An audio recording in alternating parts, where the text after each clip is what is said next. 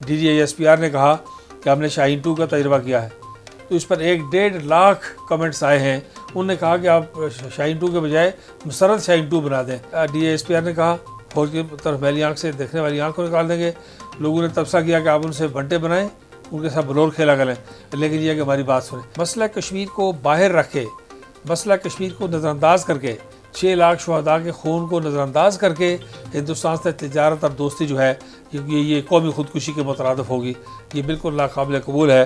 یہ واحد ملک ہے جس کے اندر کوئی آدمی جو ہے وہ کھل کر اپنے فوج کے حق میں بات کرنے کے لیے تیار نہیں ہے۔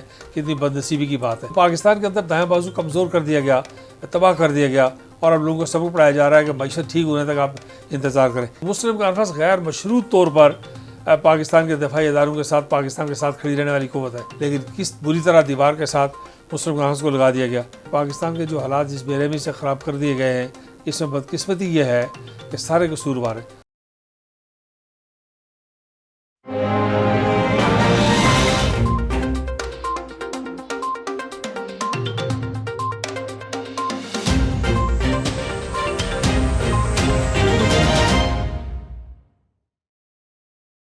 بسم اللہ الرحمن الرحیم۔ السلام علیکم ویورز، گلوبل ٹائمز پاکستان میں خوش آمدید۔ میں ہوں حیدر حیات خان۔ ویورز، گزشتہ کچھ عرصے میں ہم نے دیکھا کہ آزاد کشمیر کی جو پالیٹکس ہے اس میں بڑی تبدیلیاں آئیں۔ پاکستان تحریک انصاف جو آزاد کشمیر میں برسر اقتدار ہے، اپنے ہی وزیر اعظم کے خلاف آوازیں اٹھیں، اور پھر پارٹی کے اندر سے ہی ایک وہ چہرہ سامنے آیا جو گزشتہ انتخابات کے بعد کہا جا رہا تھا کہ پارٹی کی ATM مشین ہے، جس کے اوپر طرح طرح کی باتیں ہم نے تنویر الیاس صاحب کے بارے میں سنی۔ اب دوبارہ وہ بن گئے ہیں وزیر اعظم آزاد کشمیر۔ تو ہوا کیا ہے بیسکلی پچھلے کچھ عرصے کے اندر آزاد کشمیر میں جو اتنی بڑی تبدیلیاں آئیں ودن پارٹی؟ اس کے بعد پاکستان کی سیاست میں بات کریں تو یہاں پر بھی وہ کچھ ہو رہا ہے جو ملک کی تاریخ میں پہلے نہیں ہوا۔ تو اس کا اب حل کیا ہے؟ چیزیں کس ڈائریکشن میں جا رہی ہیں؟ اور اگر چیزیں کوئی مناسب حل جلدی نہیں نکلتا تو ملک کو کیا نقصان پہنچ سکتا ہے؟ یہ بھی آج کے پروگرام میں ڈسکس کریں گے، اور ہمارے ساتھ موجود ہیں سردار عتیق احمد خان صاحب، سابق وزیر اعظم ہیں، آزاد کشمیر کے قائد ہیں مسلم کانفرنس کے۔ سردار صاحب السلام علیکم۔ وعلیکم السلام صاحب، کیا حال ہے سر؟ سب خیریت سے؟ ٹھیک ٹھاک ہیں؟ آپ خیریت سے؟ الحمدللہ۔ سردار صاحب، سب سے پہلے تو آزاد کشمیر کی سیاست کی بات کریں۔ پاکستان تحریک انصاف انتخابات جیتی، پاکستان تحریک انصاف کا وزیر اعظم بنا، پھر ودن پارٹی ایسا کیا ہوا کہ اتنی بڑی تبدیلی آئی اور اب تنویر الیاس صاحب کو جو ہے وہ وزیر اعظم بنا دیا گیا؟ اصل میں PTI کو آزاد کشمیر بنے ہوئے بہت تھوڑا عرصہ ہو گیا۔ وہ بیرسٹر سلطان محمود صاحب نے اس کا آغاز کیا تھا، اس کے بعد پھر سردار تنویر الیاس صاحب نے اس پارٹی کو جوائن کیا۔ تو پارٹی کے اندر ایک لیڈرشپ کا پرسنالٹی کلیش موجود تھا روز اول سے، اور وہ الیکشن میں بھی دڑے بندی تھی، گروپ بندی تھی۔ اسی کے نتیجے میں یہ ہوا کہ سردار عبدالقیوم خان نیازی ایک بالکل غیر متوقع طور پر ان کو وزارت عظمیٰ کا موقع ملا، اور لیکن اس سارے عرصے میں وہ کبھی کابینہ کا پوری طرح اجلاس نہیں کر سکے، کبھی پارلیمانی پارٹی کا پورا اجلاس نہیں کر سکے۔ جب بھی پارلیمانی پارٹی ہوئی تو اس میں سے کئی ممبر غیر حاضر تھے، کابینہ سے کئی وزراء غیر حاضر تھے۔ یہ صورتحال چلتی رہی، اور پھر چونکہ یہ سارے فیصلے پاکستان میں ہوتے ہیں، مین ان کی پارٹی کی لیڈرشپ پاکستان میں ہے، تو یہاں سے پھر فیصلہ ہوا کہ پارٹی کے اندر سے ہی تبدیلی لائی جائے۔ یہ بھی خدشہ تھا PTI کا کہ ایسا نہ ہو کہ نون لیگ اور پیپلز پارٹی مل کر عدم اعتماد کی تحریک لے آئیں، تو وہ پھر اپنے اندر سے عدم اعتماد کی تحریک لے کے آئے سردار تنویر الیاس صاحب، اور وہ وزیر اعظم ہو گئے۔ سردار صاحب، پاکستان سے گئی ہوئی جو پولیٹیکل پارٹیز ہیں، آپ کے خیال میں جو نارمز آزاد کشمیر کی سیاست کے تھے، یا وہاں کی جو پولیٹیکل پارٹیز تھیں جنہوں نے آزاد کشمیر کی حد تک سیاست کی، جو بنیادی طور پر آزاد کشمیر کی پولیٹیکل پارٹیز ہیں، ادھر کی پولیٹیکل پارٹیز نے ان نارمز کو کیسے ڈسٹرب کیا؟ کیونکہ آپ نے بھی ذکر کیا کہ ان کے فیصلے یہاں پر بیٹھ کے ہوتے ہیں، پاکستان میں بیٹھ کر ہوتے ہیں، پاکستان تحریک انصاف کے۔ اسی طرح ہم نے دیکھا کہ پیپلز پارٹی کے دور میں یا مسلم لیگ نواز کے دور میں بھی کچھ ایسی باتیں تھیں کہ ان کے فیصلے بھی یہاں پر ہوتے ہیں۔ تو جو وہاں کی لوکل پولیٹیکل پارٹیز ہیں، ان کے نارمز کو، ان کے ایتھکس کو یہاں کی پولیٹیکل پارٹیز نے کس طرح ڈسٹرب کیا؟ دیکھیے خان صاحب، ایسے ہے کہ جب ہم ریاست کا ذکر کرتے ہیں، ریاستی سیاست کا ذکر کرتے ہیں، تو یہ سمجھنا چاہیے کہ اس کا بڑا گہرا تعلق ہے مسئلہ کشمیر کے ساتھ، تحریک آزادی کشمیر کے ساتھ۔ اور یہ جو قائد اعظم علیہ رحمت کی کشمیر پالیسی تھی، اس کی بنیاد یہ تھی کہ ریاست جموں و کشمیر کے اندر آر یا پار کسی طرف بھی غیر کشمیری غیر ریاستی جماعتوں کی دخل اندازی، انتخابی دخل اندازی، جماعتی اور سیاسی دخل اندازی نہیں ہونی چاہیے. لیکن 74 میں سملا ایگریمنٹ کے بعد پیپلز پارٹی بن گئی، اور اس کے بعد پھر جماعت اسلامی بن گئی، اس کے بعد پھر نواز لیگ بن گئی، اس کے بعد پھر پی ٹی آئی بن گئی. اب پاکستان کی سیاست کے اپنے تقاضے ہیں، اپنی مجبوریاں ہیں. آزاد کشمیر میں ایک تو یہ ہے کہ ریاستی سیاست جو ہے وہ نظریات کے گرد گھومتی ہے، تحریک آزادی کے گرد گھومتی ہے. یہ پاور پالیٹکس کا سلسلہ جو ہے یہ خاص طور پر یہ جو باہر سے سیاسی جماعتیں گئی ہیں ان کے بعد یہ پاور پالیٹکس کا مرکز آزاد کشمیر بن گیا. پھر یہ جو پاکستان کی سیاسی لڑائیاں ہیں کہ پی ٹی آئی میں، نون لیگ میں، پیپلز پارٹی میں، باقی جماعتوں میں جو لڑائیاں ہیں، ان لڑائیوں کا ایک بیٹل فیلڈ بن گیا آزاد کشمیر. چاہیے یہ تھا کہ یہ سارے مل کے کشمیریوں کی پشت پر کھڑے ہوتے اور کشمیری ہندوستان کے دباؤ کا مقابلہ کرتے، جو قائد اعظم علیہ رحمت کی پالیسی تھی. لیکن ابھی جو ہے اور پھر یہ سارے لوگ مسئلہ کشمیر کو پاکستان کے نقطہ نظر سے دیکھتے، کشمیریوں کے نقطہ نظر سے دیکھتے. اب صورتحال یہ ہے کہ وہاں جو پارٹی بنتی ہے وہ اس پارٹی کو جتانے کے لیے مختلف حربے استعمال ہوتے ہیں، دھاندلی ہوتی ہے، ٹھپے اور جھرلوں کی سیاست ہوتی ہے، قبیلائی سیاستوں کے بیچ میں لایا جاتا ہے، پیسے کا استعمال بیچ میں لایا جاتا ہے. آزاد کشمیر میں جنرل یحییٰ خان نے 70 کا الیکشن کروایا تھا پاکستان میں اور مشرقی پاکستان میں. وہ پاکستانی تاریخ کا شفاف ترین الیکشن تھا. کوئی پیسہ، برادری، قبیلہ، کوئی چیز غالباً ایسی استعمال نہیں ہوئی ہوگی، اور شفاف ترین انتخابات صدارتی نظام حکومت کے تحت تھے. تو ایک تو ویسے ہی اس پارلیمانی نظام کی بے پناہ خرابیاں ہیں. ابھی آپ دیکھیں سردار تنویر الیاس صاحب نے کابینہ بنائی ہے، وہ بڑی ایک بزنس امپائر رن کر رہے ہیں، بڑی معروف شخصیت ہیں، بڑا اچھا خاندان ہے سارا. لیکن یہ آزاد کشمیر کی میرا خیال تاریخ کا طویل ترین دورانیہ ہے کہ کابینہ کو پورٹ فولیوز نہیں دیے جا سکے. کل فیصلہ ہوا ہے 15-20 دن کے بعد. حالانکہ کابینہ ہم لوگ، میں 2 مرتبہ حکومت میں رہا ہوں، باقی لوگ رہے ہیں، دوسرے تیسرے دن چوتھے دن کابینہ بن جاتی ہے اور جو ہے وہ پورٹ فولیوز الاٹ ہو جاتے ہیں. اتنی کشمکش میں کس طرح جو ہے پہلے 3-4 مہینے میں حکومت نے اپنی کارکردگی دکھانی ہوتی ہے. ان 3-4 مہینوں سے 15-20 دن اگر صرف کابینہ کے اوپر لگ جائیں تو پھر آپ کے پاس ٹائم کون سا بچا. اور جون قریب ہے، ارب روپے کا بجٹ ہے جو آپ نے اس وقت استعمال کر رہے ہیں. میں پورے یقین سے کہہ سکتا ہوں سردار تنویر الیاس صاحب جو ہے وہ بہت کمپیٹنٹ آدمی ہیں، پڑھے لکھے آدمی ہیں، ایک بڑی بزنس امپائر رن کر رہے ہیں. لیکن کسی کابینہ کے لیے، کسی گورنمنٹ کے لیے ممکن ہی نہیں ہے کہ اس بجٹ کے ساتھ انصاف کر سکے جو بجٹ ابھی موجود ہے، جو جتنا ٹائم موجود ہے جون تک. تو اس لیے میں سمجھتا ہوں کہ آزاد کشمیر میں یہ ریاست سے باہر کی سیاسی دخل اندازی ہے، اس کو قائد اعظم کی پالیسی کے تحت ٹھیک کرنا چاہیے. بالکل ٹھیک. اچھا سردار صاحب، پاکستان کی سیاست پر آئیں گے، لیکن آخری سوال اس سے پہلے آزاد کشمیر کی سیاست کے حوالے سے آپ کیا سمجھتے ہیں کہ سردار عبدالقیوم نیازی صاحب ایڈمنسٹریٹو اینڈ پر کمزور رہے، فیصلہ سازی میں کمزور رہے؟ آپ نے ایک تو کہا کہ وہ ابھی تک پارلیمانی پارٹی کا پورا بھی مکمل اجلاس نہیں وہ بلا سکے، کیبنٹ نہیں پوری ان کے، وہ کیبنٹ کا مکمل اجلاس نہیں بلا سکے. تو پارٹی کے اندر سے ان کی شروع دن سے جو باتیں تھیں، جو بعد میں تنویر الیاس صاحب نے کہا جی کہ نہیں پارٹی ایک ہے، بیرسٹر سلطان محمود نے، مطلب وہ ساری باتیں غلط تھیں، پارٹی کے اندر سے ان کی ٹانگیں کھینچی گئیں. یا آپ سمجھتے ہیں کہ وہ ایڈمنسٹریٹو اینڈ پر کبھی بھی اتنے مضبوط رہ ہی نہیں سکتے تھے، یہ پہلے دن سے ہی غلط فیصلہ تھا پاکستان تحریک انصاف کا کہ ان کو اتنا بڑا پورٹ فولیو دے دیا؟ دیکھیے خان صاحب، ایسے ہے کہ وہ میرے ساتھ 2 مرتبہ وزیر رہے، ایک دفعہ وزیر خوراک رہے، ایک دفعہ وزیر جنگلات رہے. بڑے کمپیٹنٹ منسٹر، آنیسٹ منسٹر، بڑی اچھی انٹیگریٹی والے آدمی ہیں اور بڑا اچھا خاندان ہے. ان کے بڑے بھائی بھی وزیر رہے مجاہد اول کے ساتھ. تو کوئی ایسا نہیں تھا کہ انکمپیٹنٹ تھے، وہ کمپیٹنٹ آدمی ہیں، تجربہ کار سیاسی شخصیت ہیں. لیکن جو مشکل تھی وہ یہ تھی کہ وہ خود ذہنی طور پر اس بات کے لیے تیار نہیں تھے. انہوں نے مجھے خود سنایا کہ جب گنڈا پور صاحب کا ٹیلی فون آیا 5:30 بجے تو فون بند کرنے کے بعد میں کافی دیر تک سوچتا رہا کہ انہوں نے کسی رانگ نمبر پر رنگ کر دیا ہے، اور کسی اور آدمی کو کہنے لگے. تا وقتے کے 7:30 بجے عمران خان صاحب کا فون آیا کہ ہم نے آپ کو ٹیم کپتان مقرر کیا آزاد کشمیر میں. اس وقت تک مجھے یقین ہی نہیں آیا. تو یہ بات وہ خود چھپاتے نہیں تھے، سوشل میڈیا پر انہوں نے کہی بھی ہے. تو ایسے حالات میں جب آپ اتنے بڑے منصب کے لیے تیار نہ ہوں تو پھر اس کے لیے ظاہر ہے ایک تو یہ مشکل جو نفسیاتی مشکل ہے، عملی مشکل ہے. دوسری بات یہ ہے کہ پارٹی نے ان کو اس طرح اس اچانک فیصلے کو پارٹی نے قبول نہیں کیا.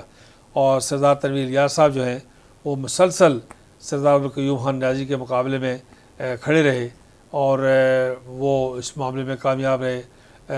پھر اسپیکر ہیں چودھری انوار الحق صاحب، وہ بڑے تجربہ کار اور بڑے پرانے پارلیمنٹیرین ہیں. تو وہ سارے لوگ لائن اپ ہو گئے ان کے خلاف اور یہ کبھی کابینہ کی میٹنگ پوری نہیں ہوئی, کبھی پارلیمانی پارٹی کی میٹنگ پوری نہیں ہوئی. تو اس لیے اسے میں سمپلی کوئی نیازی صاحب کی ناکامی کی بات سے تعبیر نہیں کروں گا, بلکہ میں یہ کہتا ہوں کہ وہ ذہنی طور پر تیار نہیں تھے, ان کو وہ حالات نہیں ملے, اور پھر پاکستان میں بھی ایسی افراتفری ہو گئی کہ حکومت پاکستان کو زیادہ دیکھ بھال ان کی نہیں کر سکے. مطلب دونوں اطراف سے پھر میرا خیال ہے وہ تیار نہیں تھے. جی. جب عدم اعتماد یا ان کے خلاف پارٹی کھڑی ہوئی اس وقت بھی وہ تیار نہیں تھے, اور جب ان کو قائد ایوان بنایا گیا یا اس کا فیصلہ کیا گیا اس وقت بھی وہ میں نے خود عدم اعتماد سے 2 روز پہلے ہم نے رات کو پیر سواوا میں افطاری کسی دوست کی, لالا عبدالحفیظ عبدالحفیظ خان ہمارے ساتھی ہیں, بزنس مین, انہوں نے دعوت کی ہوئی تھی, میرے بھی بہت پرانے ساتھی ہیں نیازی صاحب کے بھی. تو اس میں انہوں نے پوچھا, تو ہم نے ان کے اسٹاف کے لوگوں کو بھی, میرے اسٹاف نے اور باقی ساتھیوں نے بتایا کہ 1-2 دن میں آپ کے خلاف عدم اعتماد ہونے والا ہے. لیکن اس کے باوجود وہ اگلی صبح میرپور چلے گئے دورے پر, اور میرپور پہنچے, دورے کے دوران تو ان کو اطلاع ہوئی, یعنی ہمیں جب اطلاع تھی باقی لوگوں کو اطلاع تھی کہ 1-2 دن میں عدم اعتماد ہونے والا ہے, تو وہ اس سے کلیتاً بے خبر تھے اور میرپور دورے پر تھے. تو اس طرح کی صورتحال تھی. اس میں کافی میں سمجھتا ہوں کہ ان کی جو فطری سادگی ہے اس کا بھی دخل تھا, اور حالات بھی ایسے تھے. سردار صاحب اب پاکستان کی سیاست کی بات کر لیں. آپ بڑا عرصہ ہو گیا آپ کو آزاد کشمیر میں, آپ کی فیملی کا ایک بڑا پولیٹیکل بیک گراؤنڈ ہے, بلکہ جب سے پاکستان بنا, جو حالات آج پاکستان کی سیاست میں ہیں, آپ نے کبھی ماضی میں چیزیں اس طرح کی دیکھی؟ تو یہ کہ پاکستان کے حالات بہت تشویشناک حد تک خراب ہو چکے ہیں, بہت دل دکھتا ہے. ہم جو کشمیر کے لوگ ہیں جن کا دل پاکستان کے ساتھ دھڑکتا ہے, جنہوں نے اسلام اور پاکستان کے نام پر قربانیاں دی ہیں, کشمیریوں نے 6 لاکھ جانیں پاکستان کے نام پر. ابھی کل سعید علی گیلانی دنیا سے گئے ہیں, ہم پاکستانی ہیں, پاکستان ہمارا ہے, اور مجاہد اول سردار قیوم خان کشمیر بنے گا پاکستان کا نعرہ دے کر اس ساری قوم کو ساتھ لگائے رکھا. ہمارا دل یہ بات دیکھ کے دکھتا ہے کہ سیاست نہیں ہے پاکستان میں, ایک سیاسی اختلافات نہیں ہیں, یہ مخالفت ہے, یہ دشمنی ہے, یہ انتہا پسندی ہے, یہ آخری درجے کی تقسیم ہے جس کی ایک قوم متحمل نہیں ہو سکتی کسی صورت بھی. ہم سمجھتے ہیں کہ پاکستان مستحکم ہوگا تو مسئلہ کشمیر کے حل میں بھی آسانی ہوگی, پاکستان مستحکم ہوگا تو کشمیری بھی بچے رہیں گے, پاکستان مستحکم اور مضبوط ہوگا تو ہندوستان کے مسلمان بھی شدی ہونے سے اور وہ جو مزید عذاب میں مبتلا ہونے سے بچے رہیں گے. اس لیے پاکستان کا مضبوط ہونا افغانستان کے لیے بہت ضروری ہے, اس خطے کے لیے بہت ضروری ہے. لیکن پاکستان کے جو حالات جس بے رحمی سے خراب کر دیے گئے ہیں, یہ میں سمجھتا ہوں, اور اس میں سارے قصوروار ہیں. اس میں بدقسمتی یہ ہے کہ سارے قصوروار ہیں, اور ایک سب سے بڑا جو نقص جو پیدا ہو گیا پاکستان کے حالات میں, وہ یہ ہے کہ دائیں بازو یا خود کمزور ہو گیا, یا دائیں بازو کو رفتہ رفتہ ختم کر دیا گیا, کمزور کر دیا گیا. کہ آج ساری دنیا کے اندر, پوری دنیا جتنی معلوم دنیا ہے اس کے اندر دائیں بازو موجود ہے, رائٹسٹ ایلیمنٹس موجود ہیں, اور وہ اپنی فوج کے ساتھ کھڑے ہیں. یہ واحد ملک ہے جس کے اندر کوئی آدمی جو ہے وہ کھل کر اپنے فوج کے حق میں بات کرنے کے لیے تیار نہیں ہے. کتنی بد نصیبی کی بات ہے. اور اس میں سیاستدانوں کا, حکومتوں کا, فوج بھی تو ہماری ہے. نہیں میں یہی کہہ رہا ہوں, تو وہ یہ بد نصیبی ہے. کیوں نہیں کھڑے ہو سکتے؟ یہ نہیں کھڑے ہو رہے ہیں. جو کچھ آپ سوشل میڈیا پہ دیکھ رہے ہیں, D G S P R نے کہا کہ ہم نے شاہین 2 کا تجربہ کیا ہے, تو اس پر 1.5 لاکھ کمنٹس آئے ہیں. انہوں نے کہا کہ آپ شاہین 2 کے بجائے مسرت شاہین 2 بنا دیں. لیکن ذرا یہ جو سوشل میڈیا کی بات ہے, سیکرٹ نہیں, اس لیے میں بیان کر رہا ہوں. انہوں نے کہا کہ ہم فوج آنکھیں نکال دیں گے, ڈی ایس پی آر نے کہا فوج کی طرف میلی آنکھ سے دیکھنے والی آنکھ کو نکال دیں گے. لوگوں نے تبصرہ کیا کہ آپ ان سے بنٹے بنائیں, ان کے ساتھ بلور کھیلا کریں, لیکن یہ ہے کہ ہماری بات سنیں. مطلب یہ ہے کہ پالیسیاں جو ہیں وہ میں سمجھتا ہوں کہ ہم اس ملک میں نہیں, دنیا کے کسی ملک میں ایک مضبوط فوج کے بغیر گزارا نہیں ہو سکتا. یہاں معیشت کے لوگ بات کرتے ہیں, میں کبھی معیشت بہت امپورٹنٹ ہے, لیکن دفاع مضبوط ہوگا تو آپ معاشی اعتبار سے کچھ کر سکیں گے. دفاع مضبوط ہو نہیں, میں یہ کہتا ہوں کہ اگر معیشت کی بات ہوتی تو کیا لیبیا کی معیشت کمزور تھی؟ دنیا کی طاقتور ترین معیشت تھی. کیا عراق کی معیشت کمزور تھی؟ اور یہ یمن میں, سیریا میں, شام میں, لبنان میں, ان علاقوں میں, عراق میں, افغانستان میں, ان میں کیا ہوا کہ جہاں معیشت مضبوط تھی یا کمزور تھی, فوج نہیں تھی. تو اس ملک کے اندر سب سے ضروری بات جو ہے ہمارا مضبوط دفاع ہے, اور فوج کے ساتھ لوگوں کی وابستگی ہے, اس کو وقت کے ساتھ ساتھ کمزور کر دیا گیا. لیکن میں آپ سے اس لیے کہتا ہوں کہ سب قصوروار ہیں کہ میں آزاد کشمیر کی اگر آپ کو مثال دوں تو مسلم کانفرنس غیر مشروط طور پر پاکستان کے دفاعی اداروں کے ساتھ, پاکستان کے ساتھ کھڑی رہنے والی قوت ہے. غیر مشروط جو میں کہہ رہا ہوں, کوئی کہتا ہے جمہوریت ہو, کوئی کہتا ہے اسلامی نظام ہو, کوئی کہتا ہے پاکستان میں ماڈریشن ہو. ہم یہ کہتے ہیں کہ جناب پاکستان میں نسل پاکستان ہمارے لیے قابل احترام ہے, لیکن کس بری طرح دیوار کے ساتھ مسلم کانگریس کو لگا دیا گیا. پاکستان میں مشرقی پاکستان میں کیا ہوا؟ مسلم لیگ اگر کمزور نہ ہوتی تو مشرقی پاکستان کبھی ہاتھ سے نہ جاتا. تو پاکستان کے اندر دائیں بازو کمزور کر دیا گیا, تباہ کر دیا گیا, اور اب لوگوں کو سبق پڑھایا جا رہا ہے کہ معیشت ٹھیک ہونے تک آپ انتظار کریں. ہندوستان کی فوج نے پیٹرولنگ شروع کر دی ہے بارڈر لائن کے ساتھ ساتھ. ابھی ہم سن رہے ہیں, ابھی اس بات پر کوئی بہت وضاحت نہیں آئی کہ ہندوستان کے ساتھ ٹریڈ کی بات بحال ہو گئی ہے. عمران خان صاحب نے بہت کھل کر کہا تھا کہ 5 اگست 2019 کی بات سیٹل کیے بغیر ہم اس کے بعد کے کشمیر پر کوئی گفتگو ہندوستان سے نہیں کریں گے.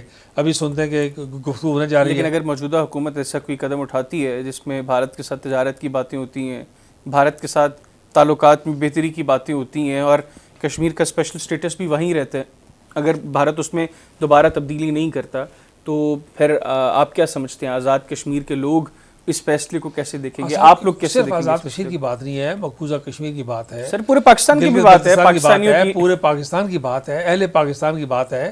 قائد اعظم نے اسے اشارہ کہا تھا, مسئلہ کشمیر کو باہر رکھے, مسئلہ کشمیر کو نظر انداز کر کے, 6 لاکھ شہداء کے خون کو نظر انداز کر کے ہندوستان سے تجارت اور دوستی جو ہے یہ قومی خودکشی کے مترادف ہوگی. یہ بالکل ناقابل قبول ہے, اور اس کا کوئی حکومت آگے لے کے جائے دیر تک نہیں چل سکتی. کوئی جھٹکا ہوگا, کوئی حادثہ ہوگا, پھر بیک ٹو اسکوائر ون. کل ہندوستان کے کل کے اور پرسوں کے اخبارات دیکھیں, انہوں نے کہا کہ پاکستان ہندوستان کے آگے جھک گیا. ہاں جی, ان کی اکڑ ٹوٹ گئی, ان کی اکڑ ٹوٹ گئی, وہ جھک گئے. اور جس طرح جو اسٹینڈ کشمیر پر عمران خان صاحب نے لیا تھا 5 اگست 2019 کے حوالے سے, اس اسٹینڈ پر قائم رہنا چاہیے. مقبوضہ 30-40 لاکھ لوگ وہ باہر سے لا کے آباد کر رہے ہیں, ڈی لیمیٹیشن کر رہے ہیں, اس طرح تقسیم کر رہے ہیں, حد بندیاں کر رہے ہیں, ڈومیسائل ایشو کر رہے ہیں. اب لینڈ کے حوالے سے لینڈ جو ہے وہ لینڈز الاٹ کر رہے ہیں, اسٹیٹ سبجیکٹ دے رہے ہیں, ڈومیسائل دے رہے ہیں. اس ساری بات کے بعد آپ کیا سوال یہ پیدا ہوتا ہے کہ آپ کیا کریں گے کہ آپ اگر ہندوستان کے ساتھ غیر مشروط تجارت, پاکستان کی معیشت اور مسئلہ کشمیر اور دفاع دونوں کے لیے زہر قاتل ہے. دیکھیے ہوتا کیا ہے, میں آپ کو ایک بات بتاؤں جو بات اس پر توجہ دینی چاہیے. کبھی کہتے ہیں کہ گلگت بلتستان کو صوبہ بنانا ہے, کبھی کہتے ہیں کہ آزاد کشمیر کو صوبہ بنانا ہے. میں یہ کہتا ہوں کہ آزاد کشمیر کا, گلگت بلتستان کا, مسئلہ کشمیر کا, دفاع کا, ایٹمی پروگرام کا اور پاکستان کا آپس میں گہرا تعلق ہے.